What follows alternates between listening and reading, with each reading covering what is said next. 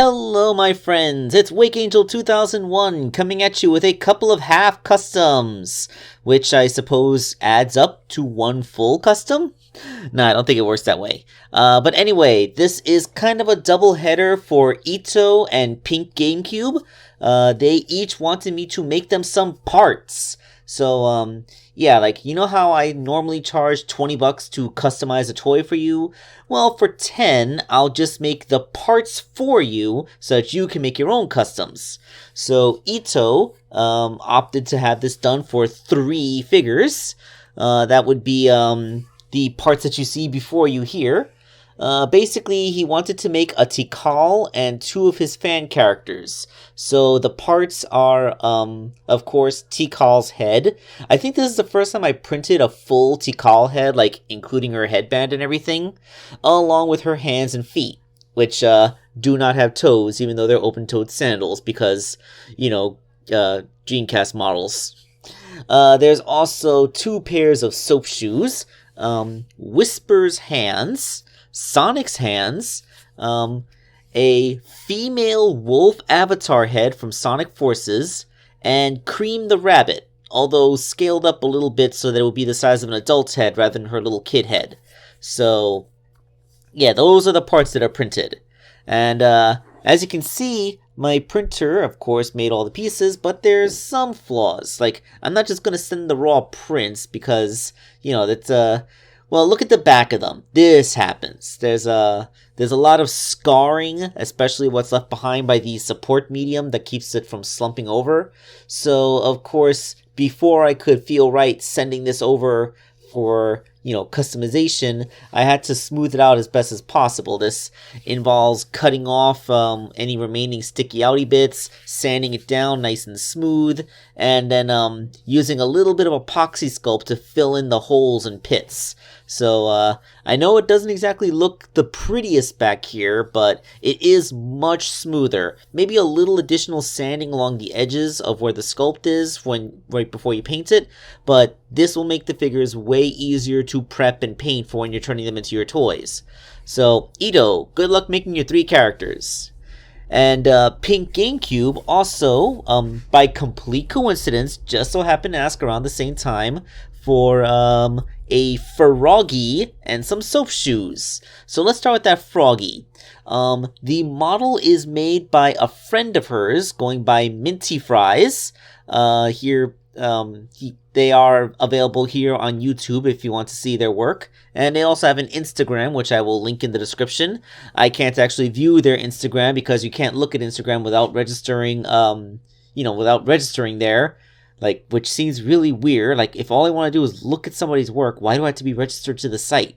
I mean, you don't have to be registered on DeviantArt or FigureRealm or any other place. Like, why is Instagram so, I don't know, exclusionary? Like, geez, gatekeepery, I want to say. Like, I shouldn't need to have a login just to look at other people's artwork is what I'm trying to get at. And, okay, so here is the frog that I printed out. Now, you might think that this isn't quite as accurate as the Froggy model that I made before, like when I made the Big the Cat upgrade set. But I will say that Minty actually had a pretty good thing going here. Because even though it's not 100% accurate, this is way more printable. Yeah, like, as you can see, the only real fault is, one of the legs came out with a weird little divot. I don't know why just one leg screwed up. It must have been just a coincidence. But it was something that I was able to fix relatively easily. Just had to glue it in place and then bandage over the scar with some epoxy. As for the underbelly, as you can see, the bottom does have a lot of stuff on there, which I did sand away to the best of my ability and then sculpt over to make it nice and smooth so Pink GameCube will have an easier time painting it. Although I couldn't really do much for the feet because those digits are so tiny that if I tried to sand off the support material from the bottom of them, there wouldn't be anything left on top. That's what happens when you're printing an in-scale Froggy, I guess. But yes, the result is a Froggy that is much better suited for painting. Okay, so here's a quick side-by-side comparison with one of the leftover botch prints of the last Froggy, and you can see what I was talking about. Froggy's actual in-game model was never meant to be 3D printed. The thing's limbs are so tiny and so thin that my printer was barely able to pick them up, and most of them snapped off after I took it from the building plate because they were just so darn tiny. So this model of Froggy has limbs that are actually thick enough and positioned in such a way that they don't get destroyed by the printer's own support material, or, just from the fact that the plastic doesn't want to make such tiny little things. So yes, you sacrifice a little bit of accuracy, but you actually gain the fact that it is a printable object.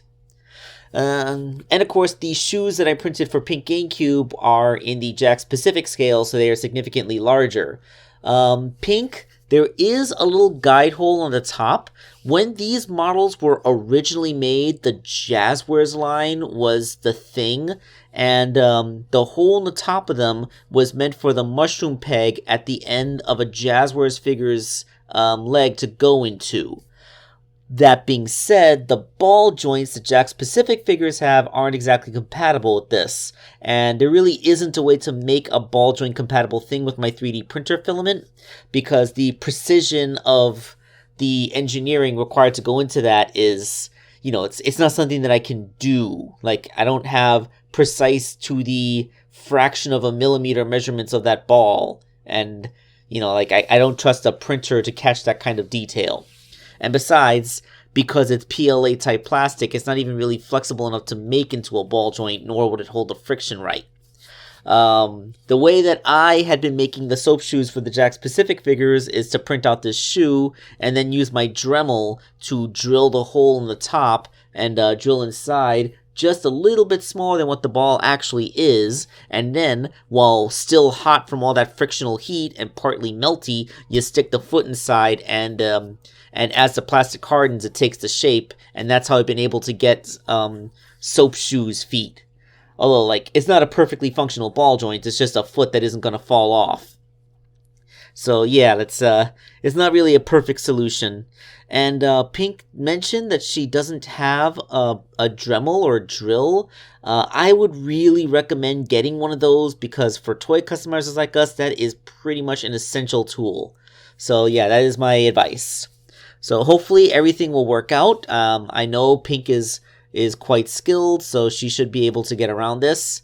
And hopefully we'll have a very nice Soap Shoes Sonic and Froggy from her soonish. So yeah, this has been Wake Angel 2001, making parts for other people to make customs, and I am signing off.